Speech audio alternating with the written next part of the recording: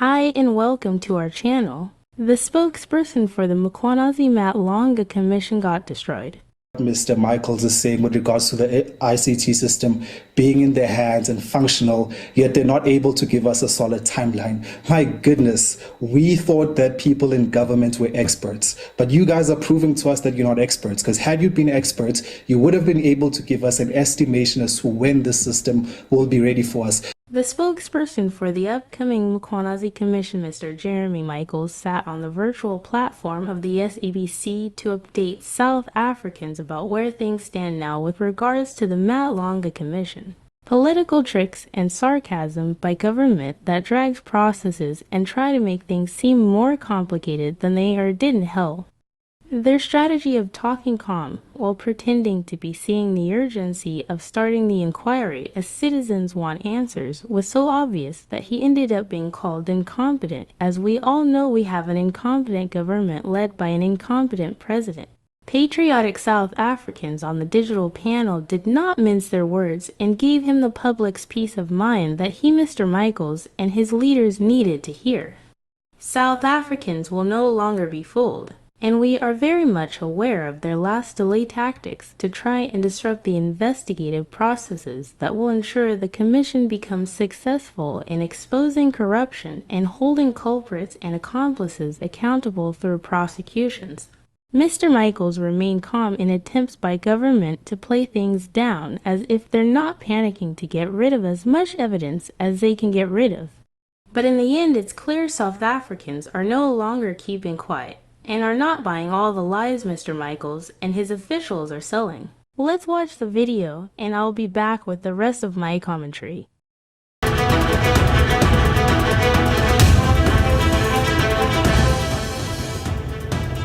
Welcome back. You're watching It's Topical, our question of the week, and we ask you, with clocks paused on the Madlangacommission's Commission's delayed beginning, what sort of standard of truth must unseal the path towards justice? Let us know at SABC News_TV. Let's get straight to the discussions. Number of guests. Jeremy Michaels is the Madlangacommission Commission spokesperson. He joins us virtually. Mkhwanazi Benjamin is a researcher at Judges Matter, and Dr. Stephen Gordon is a chief research specialist, Human Sciences Research Council. Thank you so much indeed, gentlemen, for your time. Our digital audience as well. Let's get those hands up quickly. I know this is a part where you have a chance to ask the burning questions as well. Jeremy, if I can maybe start with you, and I guess the obvious question would be, has the Commission agreed on a start date? Good evening, Glenn. I think firstly, it's very important for us to say that we are squarely focused on the task at hand arising from the developments this week. And that is to ensure that the ICT infrastructure, which of course was procured by the Department of Justice and Constitutional Development, is in our hands, in place, and functional. That really is the critical issue that we are dealing with, and everything that flows from that then will determine the starting date. So until we are certain that that infrastructure is fully functional, we will not be able to announce a date. Right. But I certainly can say that as soon as the ICT infrastructure is deemed to be fully functional, that we are happy. And of course, you know, it's also important to understand that the investigators and the evidence leaders had required this ICT infrastructure to be able to properly process the information before them. So, we will make that announcement in due course as soon as we are ready to. We were told that the outstanding procurement was completed this week. Where are we in the process of testing the ICT infrastructure? Well, that work is ongoing. as per the announcements that were made this week, the procurement process with regard to, and I think your expert in studio was talking to the issues related to cybersecurity, email services, web services, and actually the entire ICT network.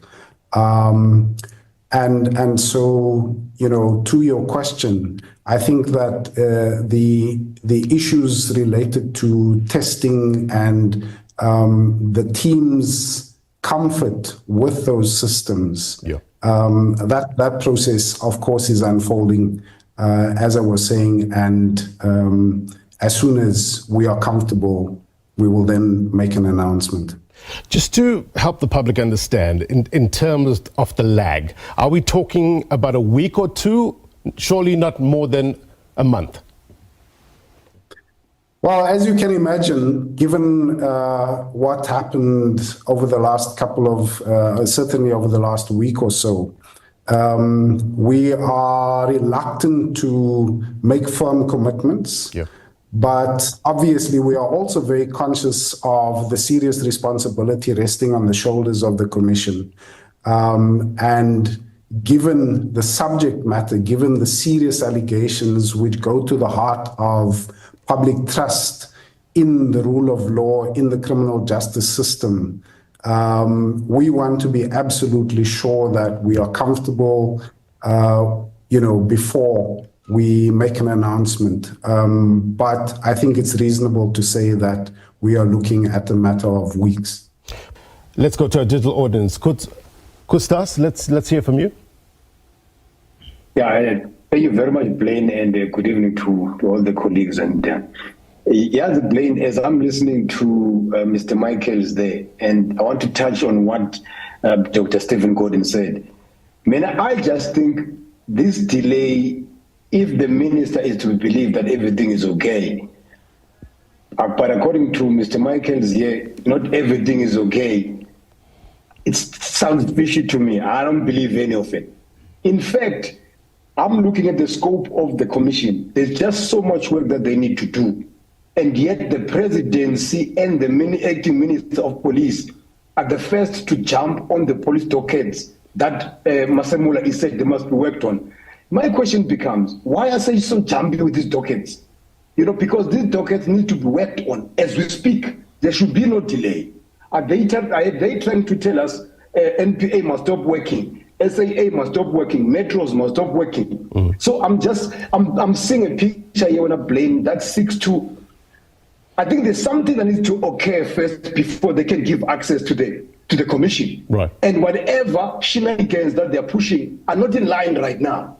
So they want to make sure they delay the commission as long as they possibly do, so that by the time the commission starts, something has been buried down, the commission gets confused, people get lost. Right. So I'm seeing this as nothing more than a stifling of the commission as a way to just make sure that nothing works. That's just my take, and thanks for taking my call, so to speak. Tina, let's hear from you, and then Utando, and then Lindani. Tina, to you first.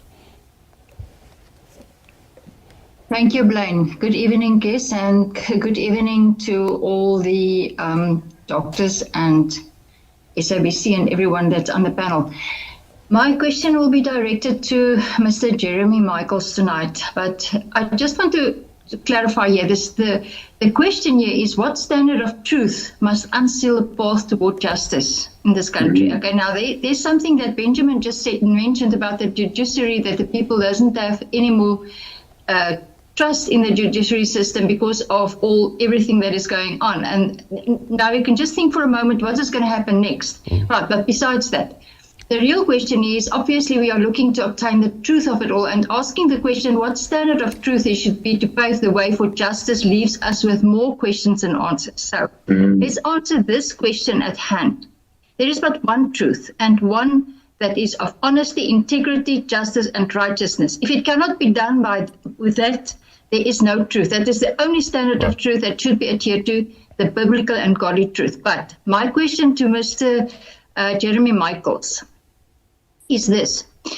Being the spokesperson for the Madlanga Commission of Inquiry, Mr. Michaels, how long will this inquiry take, and what other continuous obstructions do they foresee for this inquiry? Thanks, Tina. Because already the first delay. Right. We've Yes, got to thank you very much indeed, Tina. My main question would be, why did they throw out a commencement date without being ready? Despite having resources available to it, an entity like the government can make itself seem weak and incompetent in order to avoid taking accountability for its actions and shortcomings, crying, woe is me. We know that a big part of politics is performing, orchestrating how long a political actor stays on that stage, how much fame and power they'll gain. So it does matter who is cast to be part of this stage play that is a commission, as well as who is choosing to be part of that commission. They know that the audience, which is us as the public, it can be razzle-dazzled by the theatrics, and we can easily lose sight of what's going on right in front of us. We are aware of corruption in this country. It's just a matter of proving it. But the issue runs so deep that it would take the right political actors breaking the habits of laziness and dragging their feet to get real work done. So if the process dies a slow death and things eventually go quiet, then that's a nice victory for those who have been accused. Silence for them at the moment is golden. Thank you very much indeed. We'll put that to the panel. Lindani, let's get your question and then we'll get some answers. Yeah, of course. Blaine, I do want to invite the public first to kind of take a step back from the Madlanga Commission, because we really need to see as South Africans that either way we are in a mess. If what General Mkhwanazi is saying is true, then as a country it means that the policing system is absolutely corrupt. If General Mkhwanazi is lying, it means that a general of the highest standard is corrupted in this country. So we need to understand that whatever the outcome of the commission, as a country, we are in a deep mess. Now, I am a bit concerned with what Mr. Michaels is saying with regards to the ICT system being in their hands and functional, yet they're not able to give us a solid timeline. My goodness, we thought that people in government were experts, but you guys are proving to us that you're not experts, because had you been experts, you would have been able to give us an estimation as to when the system will be ready for us. We have history of ICT systems not being deployed on time in this country. If you look at the integrated financial management systems, they've been delayed for over 15 years. How are we to know that the same will not happen in this instance? And we need to pay close attention to when the results of this commission will be released. If they're released before the elections, it's likely an electioneering campaign, and we need to investigate if the results are actually accurate. And if it comes after the elections, will the new president take action? Because Cyril Ramaphosa will be out. Lindani, thank you very much indeed. Mr. Michaels, let me bring you in. Maybe let's start with Lindani's question. Address the concerns. I guess it's a lot of the public feel similarly the frustration and the anxiety ahead of these allegations. Your take? Blaine and panelists, I think it's really important for us to again say, as the Commission, that we are anxious to get out of the starting blocks. We are aware of the urgency. We are aware that the public is understandably skeptical given what has been transpiring in our country as regards very, very serious allegations of corruption, which and again, General Mkhwanazi's allegations go to the heart of the public's trust in the rule of law and in the criminal justice system itself. So we are, as the Commission, really, anxious to get started, but we simply cannot do that from a practical point of view without these systems having been procured, and we are through that now. It's like when you get a new laptop, and we are literally talking in this case also about laptops. The laptops had to be procured for the Commission's staff, including the evidence leaders and investigators. So when you get a new laptop, you need to make sure that that laptop has the software then loaded onto it, and that it does the work that it's supposed to do. Yeah. So I think we must understand that the commission could not have moved forward, and we are keen. We don't really want to look back. We want to get down to the job at hand. But and again, you know, the process of ensuring that the hardware and software is fully functional is something that we just can't avoid. And so as soon as we are ready, Right. and we know that everything is functioning as it should, we will then make an announcement with regard to the date. Tina's question of how long this will take and what obstacles do you envisage? So Blaine, and thanks, Ms. Botus, I think it was, for the question. This is a difficult investigation. You have very, very serious and wide-ranging allegations. The president has made it clear, aside from you know, when the terms of reference were issued, yes, he has subsequently spoken to the urgency of the work of the commission, that he expects an interim report within 3 months and a final report within 6 months. And that is what we are working with.